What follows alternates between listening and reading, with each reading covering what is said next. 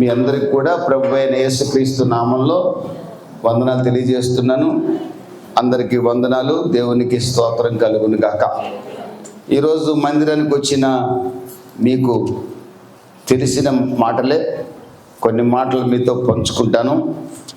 దేవుడు ఈ సంఘాన్ని దీవించాలని మా కుటుంబంగా మేము ప్రార్థన చేస్తూనే ఉంటాం.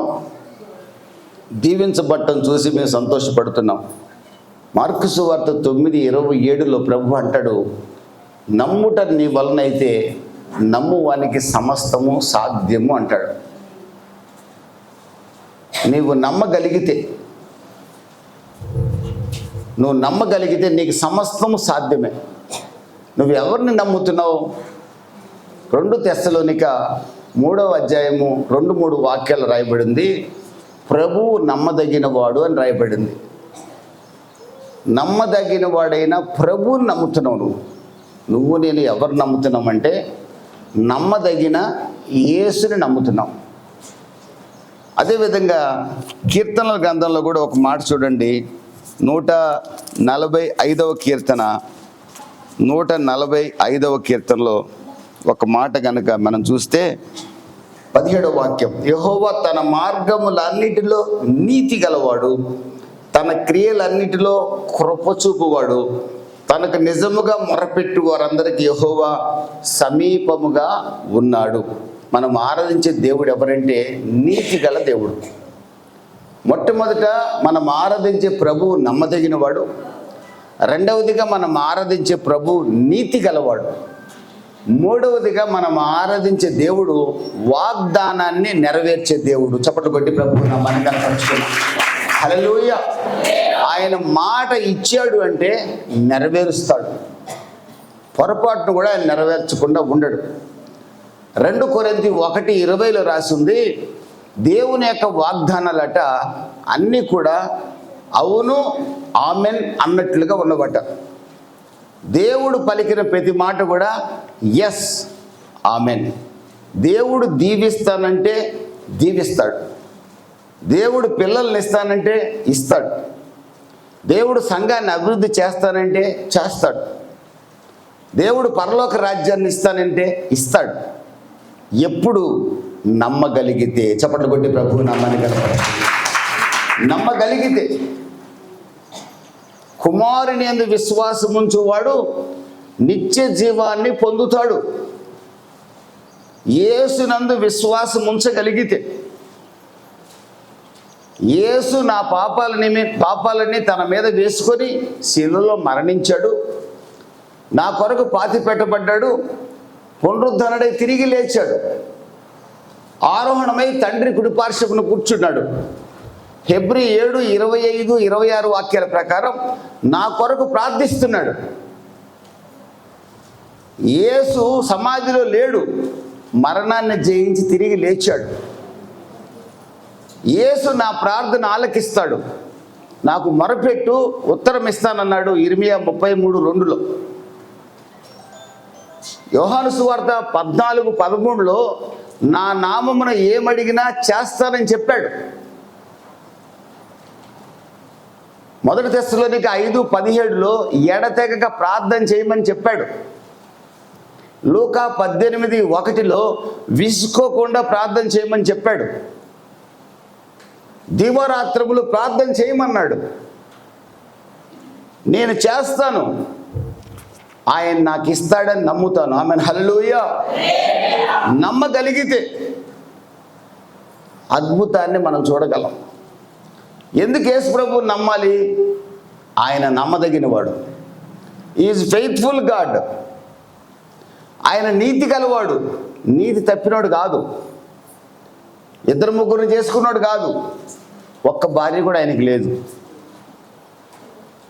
మన కొరకు పాప ముద్దగా మారాడు. 2 కొరింథీ 5:21 ప్రకారం 2 కొరింథీ 5:21 ప్రకారం ఆయన మన కొరకు పాపమయ్యాడు.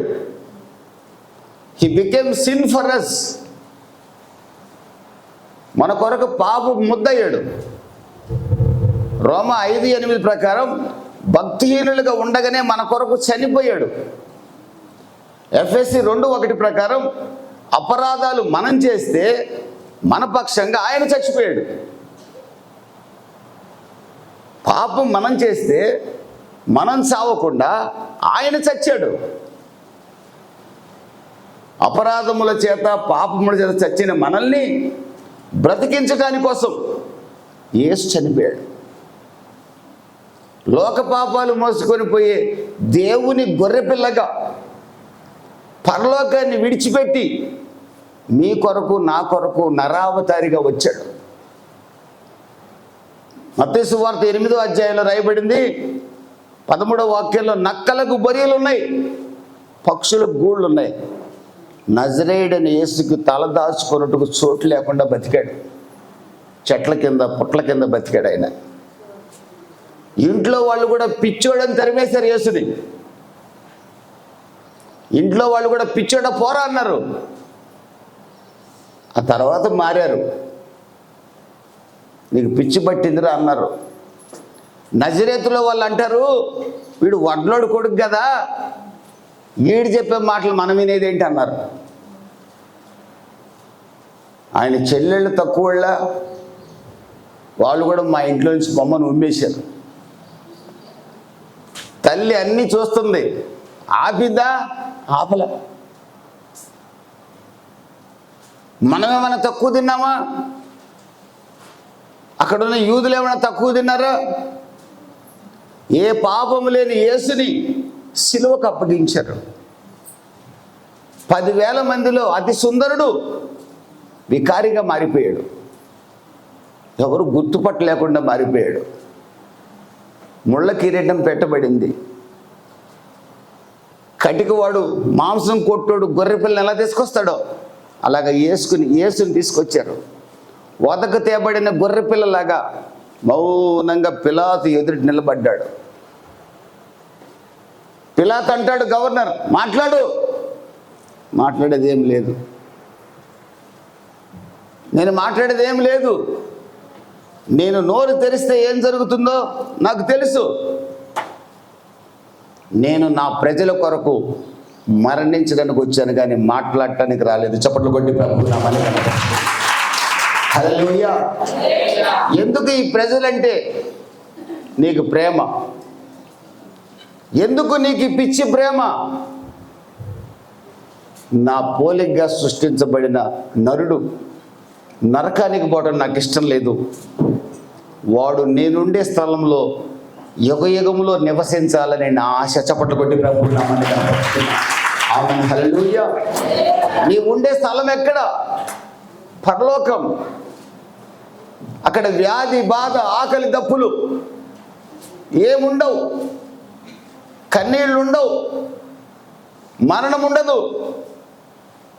ఆ స్వర్గం, ఆ పరలోకాన్ని లో నేనున్నా. అక్కడికి నా బిడ్డలు రావాలన్న ఆశ. ఎప్పుడు వస్తారు? నన్ను నమ్మితే, నేను చేసిన త్యాగాన్ని నమ్మితే, నా కులాన్ని నమ్మితే కాదు, నా మతాన్ని నమ్మితే కాదు, బైబిల్ పట్టుకొని దండం పెట్టుకుంటే కాదు. రోజు ఒకటి బైబిల్ పట్టుకొని ఇట్ట అనుకుంటాడు, ఏం లేదు. ఒకటి యేసుప్రభు బొమ్మ పెట్టుకొని ఇట్ట అనుకుంటాడు, ఏం లేదు. నేను చేసిన త్యాగాన్ని నమ్మి నన్ను వెంబడిస్తే మళ్ళీ మధ్యలో చుట్టలు, బీడీలు, పేకాట తాకకుండా, తిరగకుండా, మళ్ళీ భార్యను తప్ప మరొక దాన్ని చూడకుండా, భర్తను తప్ప మరొకరిని చూసి వీడు నాకు భర్త ఉంటే బాగుండేది అనుకోకుండా, నాకు బావలాంటి భర్త దొరికితే భలేగుండేది అంటుంది ఒక అమ్మాయి. ఎవరు దొరకాలంట? బావలాంటి భర్త అంట. ఆల్రెడీ బావకు పెళ్ళయింది కదా, నీ అక్కనే కదా ఇచ్చేశారు, మళ్ళీ వాడు నీకు భర్త ఎట్టవుతాడు? ఎట్టవుతాడండి? దేవుడిచ్చిన భార్యతో, భర్తతో, పిల్లలతో సంతోషంగా బతకగలుగుతూ నన్ను ఘనపరిచేవారు నాకు కావాలి. వాళ్ళే నా యందు విశ్వాసం ఉంచేవారు. వారికి నేనిచ్చిన నా రక్తాన్ని చిందించి వారికి నేనిచ్చిన గొప్ప రక్షణ, నా రక్త ప్రోక్షణ ద్వారా ఇచ్చిన రక్షణ, వాళ్ళు నా కులమని రక్షించలా, నా మతమని రక్షించలా, వాళ్ళు చదువుకున్నారని రక్షించలా. వాళ్ళు ఎంత మారుమూల ప్రాంతంలో ఉన్నా మానవులందరి కొరకు రక్తాన్ని చిందించాను. ఇదిగో ఈ మందిరంలో ఉన్న ఈ బిడ్డలు నా రక్తాన్ని నమ్మి నా పాదాలు పట్టుకున్నారు. వీళ్ళు నమ్మకంగా ఉండాలని నా ఆశ. దేవుడు కోరుకుంటున్నాడు. ఆమేన్, హల్లెలూయా. నమ్మకంగా ఉండగలుగుతారా? నమ్ముతున్నారా? అందరి దేవుళ్ళలాగే యేసు ప్రభు ఒక దేవుడు అనుకొని ఈ మందిరానికి వచ్చారా? అది చాలా దుర్మార్గం అండి. యేసు ప్రభు అందరి దేవుళ్ళలాగా కాదు. నీ కొరకు ఆఖరి రక్త బొట్టు కార్చాడు. స్వరూపమైన సొగసైన లేనివాడిగా మారాడు. నలగొట్టబడ్డాడు, చితగొట్టబడ్డాడు, వ్యాధిగ్రస్తుడయ్యాడు, వ్యసనాక్రాంతుడయ్యాడు, నోరు మెదపల. ఎందుకు? మీకు నాకు సమాధానాన్ని, నిత్య జీవాన్ని ఇవ్వాలని. ఆమెను హల్లెలూయా, హల్లెలూయా. ఆయన పుట్టుకల ఉద్దేశం అదే. లూకా సువార్త 1:79 చివరి వాక్యాలు మీరు చూస్తే, మనల్ని సమాధాన మార్గంలో నడిపించడం కొరకు, చీకట్లో మరణ ఛాయలో ఉన్నవారిని మనల్ని వెలిగించడం కొరకు, ఆశీర్వాదం లేని మన బతుకులు, తినటానికి తిండి లేని మన బతుకుల్ని, ఆస్తి ఉంది సంతోషం లేదు, 100 కేజీలు ఉన్నాడు మనిషి, లోపల ఆరోగ్యం లేదు, 3 పిల్లలు ఉన్నారు, ఒక్కడు పనికిరాడు, నెలకి 50,000 సంపాదిస్తారు, మొత్తం చిల్లి సంచులు వేసినట్టు కింద పడిపోతుంది. సంతోషంగా భార్యాభర్తలు కలిసి అన్నం తిన్న రోజులు లేవు. పిల్లల్ని కదిలిస్తే చాలు, నువ్వేంది నాకు చెప్పేది. ఇలాంటి బతుకులు బతుకుతున్న మనల్ని నా ప్రభువైన యేసుక్రీస్తు పిలిచి రక్తంతో కడిగి మనల్ని రక్షించాడు. ఈ రోజున ఆయనకి నమ్మకంగా మనం ఉండాలని ప్రభువు కోరుకుంటున్నాడు. ఆమెను హల్లెలూయా. నమ్మకంగా ఉందామా? నమ్మకంగా ఉండగలిగితే అద్భుతాలు మీ పక్షంగా దేవుడు చేస్తాడు. ఆమెను హల్లెలూయా. మన కొరకు తన ప్రియ కుమారుణ్ణి అనుగ్రహించిన దేవుడు మన పక్షంగా ఉన్నాడు, మన పక్షంగా ఉన్నాడు. ఇక మనల్ని ఎవడేం చేయగలుగుతాడండి? ఆమెను హల్లెలూయా. నీకెవరు తోడుకున్నారు తెలుసా? దేవుడు తోడుకున్నాడు. మీ కొరకు రక్తం చిందించిన యేసు మీ పక్కన నిలబడున్నాడు, ఆత్మస్వరూపిగా నిలబడున్నాడు. ఆయన తోడుంటే ఎవడు మిమ్మల్ని ఏం చేయలేడండి. సాతానుగాడు ఏం చేయలేడు, వ్యాపారస్తుడు ఏం చేయలేడు, పెద్ద పెద్ద ఉద్యోగస్తుడు ఏం చేయలేడు. మీరెవరైతే సింహాలు అనుకుంటున్నారో వాళ్ళు మీ దగ్గర వాటి నోరు మోయిస్తాడు దేవుడు. చప్పట్లు కొట్టి ప్రభువు నామమున కనపరచు. ఆమేన్, హల్లెలూయా. దానియేలు యొక్క విశ్వాసం సింహాల నోళ్లు మూయించింది. షడ్రక్ మెషక్ అబేద్నెగోల విశ్వాసం అగ్నిగుండాన్ని ఎయిర్ కండిషన్గా మార్చింది. ఆమేన్, హల్లెలూయా. షడ్రక్ మెషక్ అబేద్నెగోల విశ్వాసం అగ్నిగుండాన్ని ఎయిర్ కండిషన్గా మార్చింది. ప్రియమైన దేవుని బిడ్డలారా, అపోస్తలుడైన పౌలు యొక్క విశ్వాసం ఆ ఓడలో ఉన్న 276 మందిని, ఓడ పగిలిపోయింది, ధాన్యమంతా సముద్రంలో పడిపోయింది, ఒక్కడు చావకుండా అందరూ రక్షణ పొందేటట్టుగా చేసింది. గట్టిగా చప్పట్లు కొట్టి ప్రభువు నామమున కనపరచు. హల్లెలూయా. పౌలు గారితో పాటు ఓడలో లూకా కూడా ఉన్నాడు. లూకా కూడా మీలాంటి నాలాంటి భక్తుడే. కానీ ఇప్పుడు మనందరం లూకాల్లాగానే ఉన్నాం. మనం పౌలు గారి లాగా మారాలి. చప్పట్లు కొట్టి ప్రభువు నామమున కనపరుచుకున్నాం. ఆమేన్, హల్లెలూయా. 14 రోజులు సూర్యుడైనా కనపడలేదంట, చంద్రుడైనా కనపడలేదంట, నక్షత్రాలు కనపడలేదంట. అసలు ఏది పగలో ఏది రాత్రో అర్థం కావట్లా. సముద్రం మధ్యలో ఓడ ఉంది, ఓడలో వీళ్ళు ఉన్నారు, భయంకరమైన గాలి కొడుతుంది. అప్పటికే సరుకులన్నీ సముద్రంలో పారబోశారు. ఇక మనుషులు ఓడ మాత్రమే మిగిలాయి.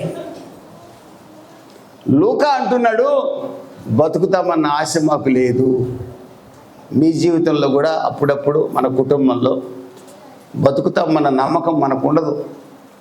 అది అనారోగ్యమే కాదు, భర్త చేసే పనుల వల్ల ఇంకెందుకు బతకాలనిపిస్తుంది, భార్య చేసే పనుల వల్ల ఇంకెందుకు బతకాలనిపిస్తుంది, పిల్లలు మాట వినకపోతే ఏం బతుకు అనిపిస్తుంది, అప్పులు తీరకపోతే ఎంతసేపటికి అప్పులు తీరకపోతే నేను బతికి కూడా దండగా అని అప్పులు తీరక ఆత్మహత్యలు చేసుకున్న వాళ్ళు చాలామంది ఉన్నారు. పురుగు మందులు తాగిన వాళ్ళు ఎక్కువ మంది ఉన్నారు. ఒక్కోసారి జీవితం ఎందుకు రా అనిపిస్తుంది. అందరి జీవితాల్లో ఈ పరిస్థితులు వస్తాయి. ఒక్కోసారి లూకాకు కూడా అదే పరిస్థితిలో ఉన్నాడు. లూకాకు కూడా బతుకుతామన్న నమ్మకం లేదు,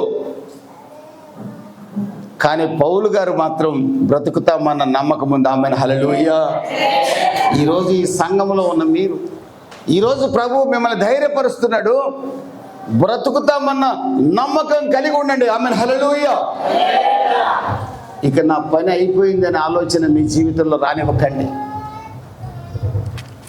ఈ ఆలోచన లూకాకు వచ్చింది, కానీ పౌలు గారు అంటాడు, అక్కడే అయ్యలారా 276 మంది ఓడలో ఉన్నారు, ఒక్కడు కూడా చావడు, ఒక్కడి తల వెంట్రుక కూడా నేల పడదు, మీరందరూ రక్షింపబడబోతున్నారు, మీరు ఈ రొట్టె తినండి అని వారికి రొట్టె విరిచి ఇచ్చాడు. చప్పట్లు కొట్టి ప్రభు నామాన్ని కనపరుచుకున్నాడు. హల్లెలూయా. ఎక్కడిది నమ్మకం? ఎక్కడిది నమ్మకం?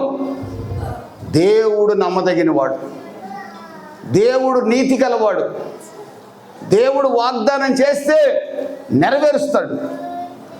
ఈ నమ్మకం మీకుంటే మీరు ఎప్పుడు కూడా కంగారు పడరండి.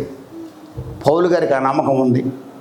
అపోస్తలుల కార్యాలు 23-21లో ఒక రాత్రి పౌలు గారి చెరసాల్లో ఉంటే దేవదూత చెప్తున్నాడు, పౌలు నువ్వు రోమా పట్టణంలో నీరో చక్రవర్తి ఎదుట నిలబడి నా సాక్షిగా నిలబడతావన్నాడు. రోమాకి వెళ్ళాలంటే కొన్ని వేల కిలోమీటర్లు ఓడలో వెళ్ళాలి. రోమా పట్టణానికి పౌలు గారిని పంపిస్తున్నారు, చెరసాలలో వేసి పంపిస్తున్నారు ఖైదీగా. ఇప్పుడు సముద్రంలో ఉన్నాడు. ఆ రోజు దేవదూత ఏం చెప్పాడు? నువ్వు చావవు, రోమా పట్టణానికి వెళ్తావు, నీరో చక్రవర్తి ఎదుట సాక్ష్యం చెప్తావు అన్నాడు. పౌలు గారు ఓడ బద్దలైపోతుంది, అందరూ చచ్చిపోతాం అనుకుంటున్నారు, ఆయనతో ఉన్న లోక కూడా చచ్చిపోతాం అంటున్నాడు. కానీ పౌలు గారు అంటున్నాడు, నేను చావును, సజీవుడినై దేవుని నామాన్ని ప్రకటిస్తాను. చప్పట్లు కొట్టి ప్రభు నామాన్ని గర్పరచుకోండి. Amen hallelujah. నేను చావను, సజీవుడినై దేవుని నామాన్ని ప్రకటిస్తా. నీకు పిచ్చా? నాకు పిచ్చి కాదురా, నాకు వాగ్దానం చేసిన దేవుడు నజరేయుడైన యేసు నమ్మదగిన వాడు. Amen hallelujah. ఆ నమ్మకం మీకుందా? మీ దేవుడు నమ్మదగిన వాడండి. కృంగిన మిమ్మల్ని లేవనెత్తుతాడు, మీరు పడిపోతే ఆదరిస్తాడు, ఉద్ధరిస్తాడు. మీ జీవితాలు మోడు బారిపోతే చిగురింప చేస్తాడు. మీ దరిద్రతని నా ప్రభు తీరుస్తాడు. తన గాయాల్లోని స్వస్థతను మీకు అనుగ్రహిస్తాడు. Amen hallelujah. మీరు నమ్మగలిగితే, అందుకొరకండి ఆయన వచ్చింది, అందుకొరకు ఆయన త్యాగం చేశాడు. పౌలు గారు నమ్మాడు. నేను నమ్మిన వారిని ఎరుగుదునంటున్నాడు పౌలు. మీకు తెలుసా యేసు ప్రభు ఎవరో? మీరు నమ్ముతున్నారా? ఆయన ఎవరో తెలిస్తే మనం నమ్ముతాం. ఈరోజు చస్తావని చెప్తారు, కానీ మనకు ఒక ధైర్యం, నేను చావను, సజీవుడనై ప్రభువుని కనపరుస్తాను. Amen hallelujah. ఎంతమంది ఈ మాట చెప్పగలరు? నేను చావను, సజీవుడనై ప్రభువుని కనపరుస్తాను. యోబు భయంకరమైన శ్రమల్లో ఉన్నాడు, చిల్ల పెంకుతో గీరుకుంటున్నాడు, ఏ పాపం చేయలే. భార్య అన్నది దేవుడిని తిట్టి చావు అన్నది. దేవుడిని తిడితే దేవుడు చంపేస్తాడు తిట్టు అన్నది. నేను చావనైనా చస్తా, నా దేవుడిని మాత్రం తిట్టను. Amen hallelujah. నువ్వు చెప్పగలవా మాట? అక్క, తమ్ముడు, నువ్వు చెప్పగలవా? నా భార్య నువ్వెన్ని చెప్పినా నా దేవుడిని నేను తిట్టను, నా దేవుడిని విడవను. నా భర్త నువ్వు నన్ను విడిచిపెడతానన్నా నా యేసుని మాత్రం నేను విడవను. చెప్పగలవా? నీ స్నేహితులు హేళన చేసిన నేను యేసుని విడిచిపెట్టనని చెప్పగలవా? ఉద్యోగం చేసే స్థలంలో ఎవరైనా హేళన చేస్తే దేవుడిని నమ్ముకుందంటారా, దేవుడిని అబ్బో క్రిస్టియన్ అంటే మీరు ఏమైనా అనుకోండి, నా యేసు నేను వదిలిపెట్టనని చెప్పగలవా? దావీదు భార్య మీకాలు దావీదుని చూసి అసహించుకుంది. పిచ్చోళ్ళలాగా పంచి కట్టుకొని గోసి పెట్టుకొని ఎగురుతున్నాడు రోడ్ల మీద. మహారాజు రోడ్ల మీద ఎగురుతున్నాడు. మీకాలు అంతఃపురంలో చూసింది, రాజభవనంలోని చూసింది. ఎవడే ఆ పిచ్చోడు రోడ్డు మీద ఎగురుతున్నాడో? దేవుని నిబంధన మందస ముందు ఎగురుతున్నాడు, బండి ముందు. ఆ పిచ్చోడు ఎవరో కాదమ్మా, నీ భర్త దావీదు. మరి పిచ్చోళ్ళలాగా ఎగురుతున్నాడంటే ఇంటికి వచ్చాడు దావీదు. ఎందుకు వచ్చాడు తెలుసా? మీకాలుని ఆశీర్వదించాలని వచ్చాడు. మీకాలుని ఆశీర్వదించాలని వచ్చాడు. తన అంతఃపురంలో ఉన్న వారిని ఆశీర్వదించే సేవకుడికి వచ్చాడు. మీకాలు ఏమంటుంది తెలుసా? పిచ్చోడు ఎగిరినట్టు ఎగురుతున్నారు ఏంట్రా మెంటలోడా అనింది. దావీదు ఏమన్నాడు తెలుసా?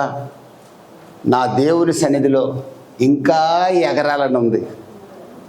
ఏముంది? ఇంకా ఎగరాలని ఉంది, ఇంకా ఆరాధించాలని ఉంది, నాకు ఇంకా పాడాలని ఉంది. కానీ నా శక్తి చాలట్లా. పరిశుద్ధాత్మతో ఆనందించాలని ఉంది, కానీ నా శక్తి చాలట్లా. ఇంకా సేవ చేయాలని ఉంది, నా శక్తి చాలట్లా. మీకాలు దేవుడు నాకు శక్తి ఇస్తే ఇంకా ఆరాధించాలని ఉందే. నీ దృష్టిలో నేను ఇంకా మెంటలోనైనా పర్వాలా, నా దేవుణ్ణి ఆరాధించకుండా ఉండలేను. గట్టిగా చప్పట్లు తడుతూ ప్రభు నామాన్ని కనపడుతుంది. ఆమేన్, హల్లెలూయా, గ్లోరీ, థాంక్ యూ జీసస్, హల్లెలూయా. ఇంకా ఆరాధించాలని ఉంది, ఇంకా పరవశించాలని ఉంది, ఇంకా నాట్యం ఆడాలని ఉంది. నా శక్తి చాలనందుకు నేను బాధపడుతున్నా. నువ్వు ఇంకా అసహించుకో, నేను ఇంకా ఆడతా. నా దేవుడి కంటే నాకు ఎక్కువేమీ లేదు. ఆమేన్, హల్లెలూయా, హల్లెలూయా. అందుకే ఆ పాట రాశాడు, దావీదు వోలే నాట్యమాడి తండ్రి నిన్ను స్తుతించెదను. దావీదు వోలే నాట్యమాడి తండ్రి నిన్ను స్తుతిస్తాను. దావీదు పరవశించి నాట్యం ఆడాడు. ఆ పరవశం మందిరానికి వచ్చినప్పుడు మీకుందా? ఆ పరవశంతో మీరు ప్రభువుని ఆరాధిస్తున్నారా? ఏదో స్వస్థ వస్తుందేమో, ఆ పాస్టర్ గారు ఇలా ఊపుతాడేమో అని వస్తున్నారా? ఎవరు ఊపినా మీరు కింద పడిపోవడం తప్ప లాభం ఏమీ లేదు. మరలా చెప్తున్నాను, మిమ్మల్ని మీరు ఊపుకుంటే చాలు, దేవుడు మీకు స్వస్థిస్తాడు. ఆమేన్, హల్లెలూయా. ఆయన నమ్మండి, మీ నెత్తి మీద మీరు చేయి పెట్టుకోండి, దేవుడు మీకు ఆశీర్వదిస్తాడు. ఆమేన్, హల్లెలూయా. అంతేగాని దరిద్రులందరి దగ్గరికి వెళ్ళి నెత్తి మీద చేయి పెట్టించుకోబాకండి.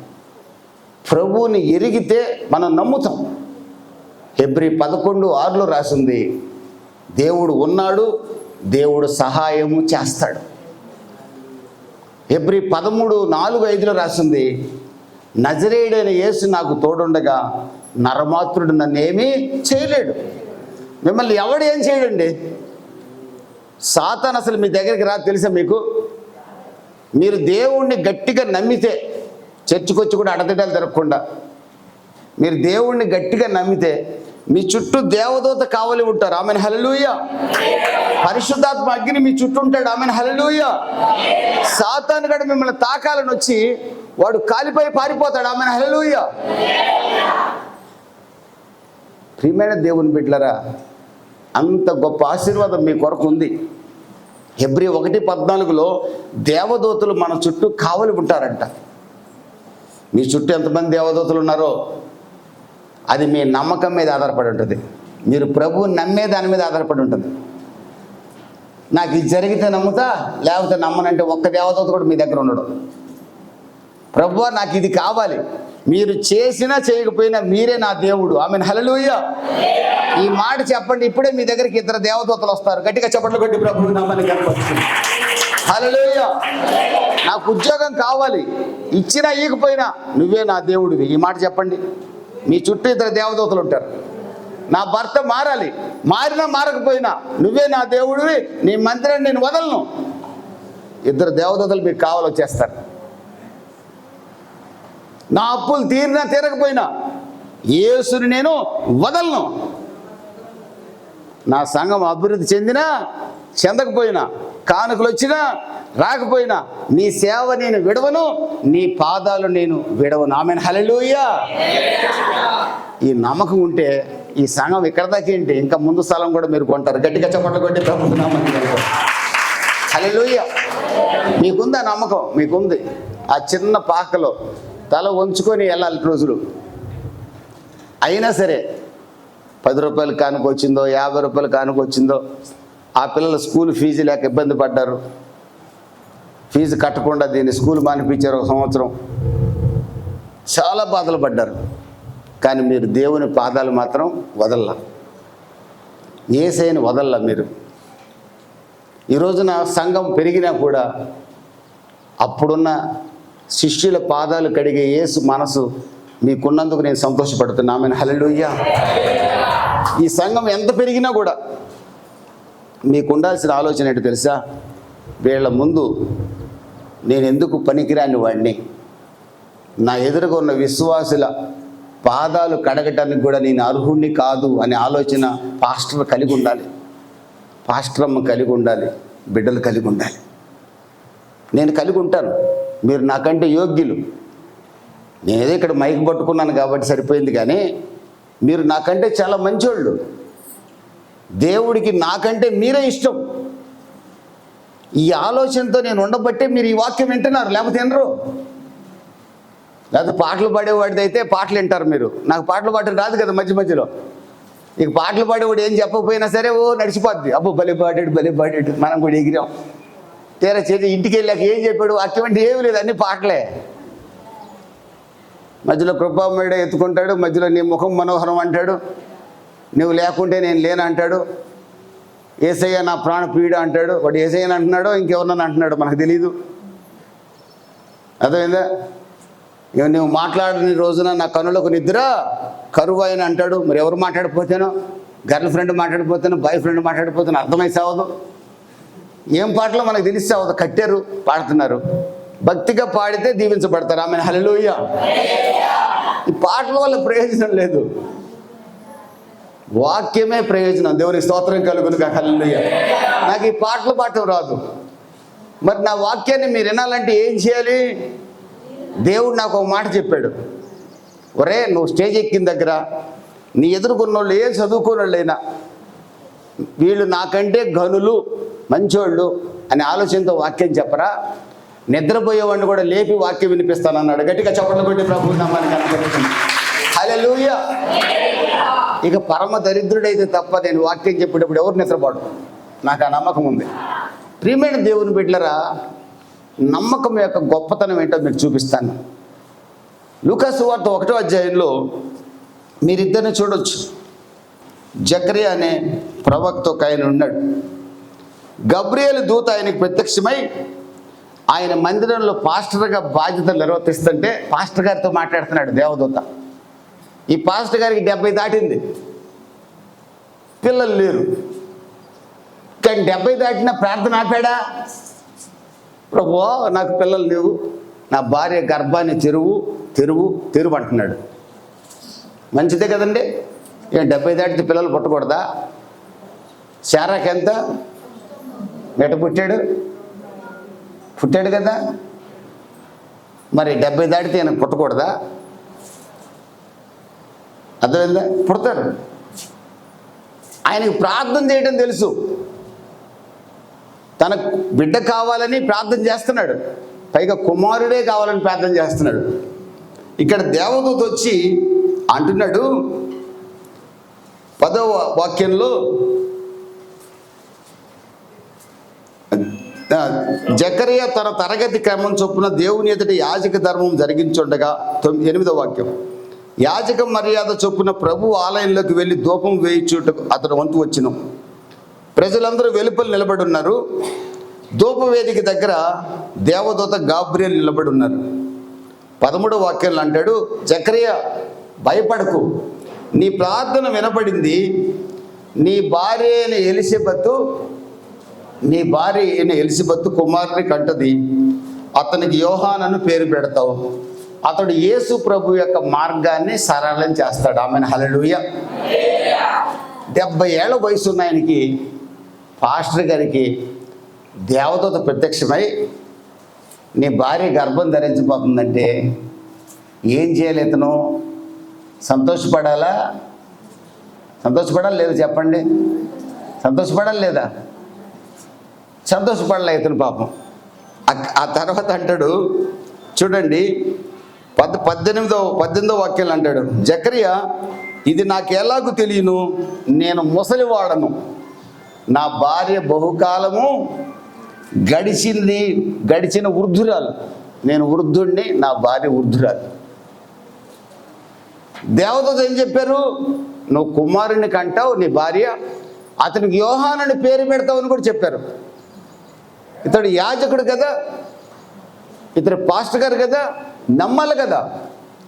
నమ్మకుండా అతను చేసిన పని ఏమిటంటే, ఇది నాకు ఎలాగూ తెలియను, నేను ముసలివాడను, నా భార్య బహుకాలము గర్భము ధరించిన వృద్ధురాలు కదా, నాకెలా పిల్లలు పుడతారని సందేహించాడండి.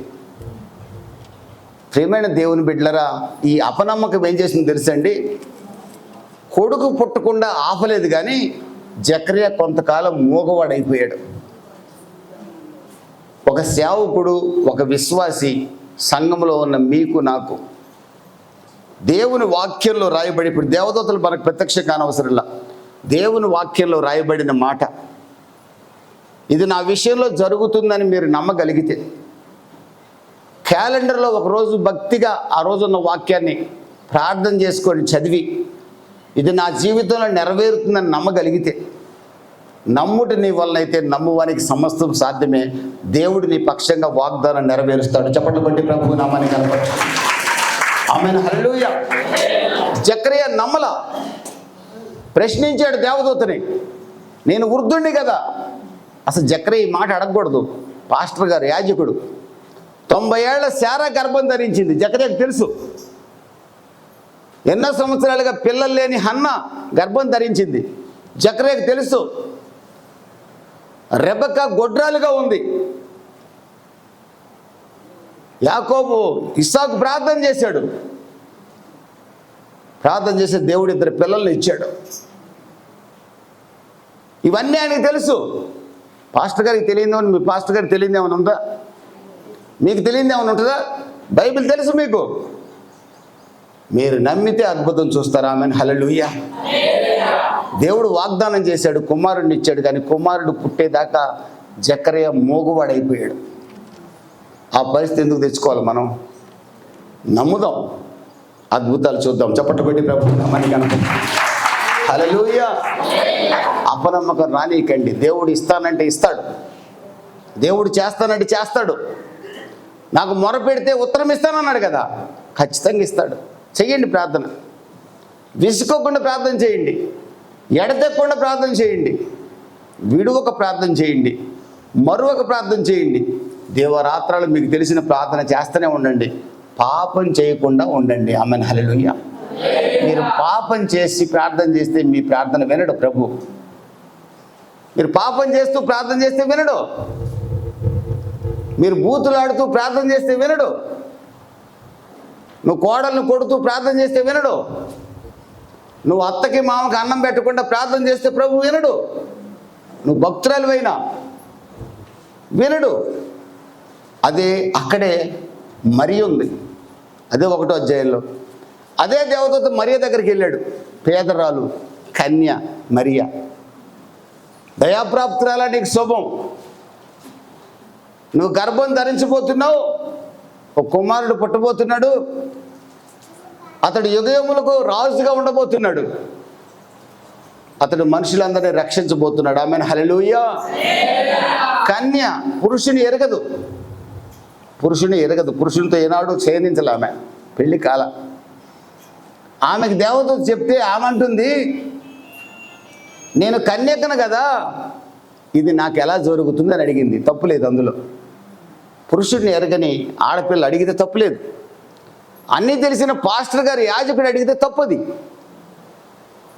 మరి చిన్న వయసు, ఆమె బైబిల్ అంతా తెలియకపోవచ్చు. పైగా ఆమె పురుషుడు పెళ్లి కాలేదు, ఆమెకి ఎలా బిడ్డ పుడతాడు? ఆమె అడిగినా కూడా దేవదూత ఏం కంగారు పడలా. అమ్మా, పరిశుద్ధాత్ముడి ద్వారా నువ్వు గర్భం ధరిస్తావు, పరిశుద్ధాత్ముడి గర్భం ద్వారా నువ్వు గర్భం ధరిస్తే నువ్వు కుమారుడు పుడతాడంటే సెకండ్ టైం మరి ఏమందో తెలుసా? ప్రభు చిత్తము నెరవేరును గాక. ఆమెన్, హల్లెలూయా. నమ్మిందండి, నమ్మింది. ఆమె కొండల్లో ఉన్న ఎలిజబెత్ దగ్గరికి వెళ్ళింది, జకరియా భార్య దగ్గరికి వెళ్ళింది 6 నెలలు అయ్యాక. అప్పటికి ఎలిజబెత్కు 6 నెలల కడుపుతో ఉంది. మరియా గర్భము ధరించి ఎలిజబెత్ దగ్గరికి వెళ్తే ఎలిజబెత్ పరిశుద్ధాత్మతో నిండి స్త్రీలలో నువ్వు ధన్యురాలు అనింది. ఆమెన్, హల్లెలూయా. మీరు దేవుణ్ణి నమ్మితే ధన్యులవుతారు. నమ్మండి, అద్భుతాన్ని చూస్తారు. 2 గుడ్డివారు ప్రభు దగ్గరికి వచ్చారు. ప్రభు మిమ్మల్ని కరుణించమన్నారు. నేను స్వస్థపరచగలనని మీరు నమ్ముచున్నారా అని ప్రభు అడిగాడు. నమ్ముచున్నాం ప్రభు అన్నారు. వెంటనే వాళ్ళ కన్నులు తెరవబడ్డాయి. దేవునికి స్తోత్రం కలుగును గాక. హల్లెలూయా. నమ్మకం అద్భుతం చేస్తుంది. మీరు నమ్మొచ్చు, మీ దేవుడు నమ్మదగినవాడు. మార్కు సువార్త 9వ అధ్యాయంలో ఒకడి కొడుకు మూర్ఛల రోగం వచ్చి కింద పడుతున్నాడు, నిప్పుల్లో నీళ్ళల్లో పడిపోతున్నాడు. తండ్రి వచ్చాడు, ప్రభువా నా కుమారుడిని స్వస్థపరచువా, నేను స్వస్థపరచగలిగిన నమ్ముతున్నావా? నాకు నమ్మకం లేదు, కానీ విశ్వాసం నాకు దయచేయమని ప్రభువుని అడిగాడు. మీకు ప్రభువు మీద ఇంకా నమ్మకం లేకపోతే మీరు ఏమడగలరు తెలుసా? ప్రభువా మీ మీద మాకు నమ్మకం ఇవ్వండి అని ప్రభువుని అడగండి, అది కూడా ఆయనే ఇస్తానంటున్నాడు. నమ్మమంటున్నాడు. మనకు నమ్మకం లేదనుకోండి ప్రభు మీద, ఫస్ట్ ప్రార్థన ఏం చేయాలి తెలుసా? ప్రభువా మీ మీద మాకు నమ్మకం ఇవ్వమని అడగాలి. ఆ తర్వాత అద్భుతాన్ని చూడండి. ఆమెన్, హల్లెలూయా. ఆ తండ్రి అంటున్నాడు, అపనమ్మకం రాకుండా నాకు సహాయం చేయ్యా, నిన్ను నమ్మే శక్తి నాకు ఇమ్మని అడిగాడు. ఆ తండ్రి నమ్మాడు. ఆ కుమారుడు లేచి నడిచాడు. చప్పట్లు కొట్టి ప్రభువు నమ్మని గర్భ. ఆమెన్, హల్లెలూయా. నమ్మగలిగితే అద్భుతాన్ని చూడగలం. నమ్మిన పౌలు అంటున్నాడు, వాగ్దానాన్ని నమ్మిన పౌలు అంటున్నాడు, మీ తల వెంట్రుకల్లో ఒక్కటి నేల రాలదు. 276 మంది మనం వెళ్ళి ఒక దీవి మీద పడతాం, ఓడ నాశనం అయిపోద్ది, మీలో ఎవరు చావరని చెప్పాడు. అలాగే 276 మంది మెలితి అనే ద్వీపానిలో పడ్డారు. అక్కడ రోగుల్ని పౌలు స్వస్థపరిచాడు. ఇటలీకి వెళ్ళాడు, 2 సంవత్సరాలు సువార్త ప్రకటించాడు. నీరో చక్రవర్తి ఎదురు నిలబడ్డాడు. రాజాస్థానంలో సైనికులు కూడా రక్షణ పొందారు. గట్టిగా చప్పట్లు కొట్టి ప్రభువు నామాన్ని కనపరుచుకోండి. మీ మీద దేవునికి ఒక ప్రత్యేకమైన ఉద్దేశం ఉంది. మీరంటే దేవుడికి చాలా ఇష్టం. మీ అందరి మీద దేవునికి ఒక ఆలోచన ఉంది. ఇర్మియా 29:11 ప్రకారం ఆ ఆలోచన చాలా గొప్పది, మంచి ఆలోచన ఉంది. మీరు చదువుకోలేదు, మీరు పేదోళ్ళు, మీరు వయసు ఎక్కువైపోయింది, మీకు అనారోగ్యం ఉంది, అన్నీ తెలుసు ప్రభువుకి. కానీ మీ మీద ఒక ఆలోచన ఉంది. మిమ్మల్ని ప్రభువు ఆడుకోవాలని ఆశపడుతున్నాడు. మీరు ఎక్కడ నిలబడ్డ యేసుప్రభు గురించి మీరు చెప్పాలని కోరుకుంటున్నాడు. యేసుప్రభు యొక్క కరపత్రం మీ చేతులతో 2-3 కన్నా ఇవ్వాలని ప్రభు ఆశపడుతున్నాడు. నేను యేసుప్రభు మందిరానికి వెళ్తానని మీరు చెప్పాలి. మీ ఊళ్ళో వాళ్ళకి, మీ వయసు ఉన్న వాళ్ళకి చెప్పాలి, మీ కులం వాళ్ళకి చెప్పాలి, మీ బంధువులకు చెప్పాలి. ప్రభు చిత్తమైతే వాళ్ళని కూడా మందిరానికి తేవాలి. ఇది దేవుడికి మీ మీద ఉన్న ఆలోచన. మీరు చావరు, మీరు సజీవులుగానే ఉంటారు. మీరు ఒక తీర్మానం చేయండి, ప్రభువా నేను నిన్ను నమ్ముతాను, నేను ప్రకటిస్తాను, నీ సాక్షిగా బతుకుతాను, నీ కొరకు జీవిస్తాను, మరలా పాపం చేయను ప్రభువా. నువ్వు మళ్ళీ పాపం చేసావు, ఎవడు నీ మాట ఏండో. సమర స్త్రీ పాపాన్ని విడిచింది, ఊళ్ళోకి వెళ్ళి చెప్పింది, అందరూ మారారు. ఆమెన్, హల్లెలూయా. మరలా పాపం చేస్తుంటే ఎవరు మారేవాడు కాదు. మీరు కూడా పాపం చేయకుండా నేను నమ్ముతాను ప్రభువా, నేను గూర్చి నాకు తెలిసినంతవరకు ప్రకటిస్తాను, నువ్వు నన్ను స్వస్థపరిచినా స్వస్థపరచకపోయినా, నాకు ఇల్లు ఇచ్చినా ఇవ్వకపోయినా, నా అప్పులు తీరినా తీరకపోయినా, నువ్వు నాకు మేలు చేస్తావు నాకు తెలుసు. ఒకవేళ ఆలస్యమైనా సరే నిన్ను విడవను, నిన్ను నా బంధువులకు పరిచయం చేస్తానని తీర్మానం చేయగలిగితే, గుడ్డివాడు కన్నులు తెరిచిన దేవుడు, కుష్ఠవ్యాధి వాడిని స్వస్థపరిచిన దేవుడు, సమరయ స్త్రీ జీవితాన్ని బాగు చేసిన దేవుడు, మూర్ఛల రోగిని స్వస్థపరిచిన దేవుడు, కన్య మరియ గర్భాన్ని తెరిచి ఈ భూమి మీదకి దిగి వచ్చిన రక్షకుడైన యేసు మీ పక్షంగా కార్యం చేయకుండా మానడు. దేవునికి స్తోత్రం కలుగునుగా. హల్లెలూయా. ఆ దేవుడు మీకు నమ్మాలని ఆశపడుతున్నాడు. ఆ నమ్మకం మీకుందా అని ప్రశ్నిస్తున్నాడు. నమ్మగలుగుతారా? అద్భుతాలు మీరు చూస్తారు.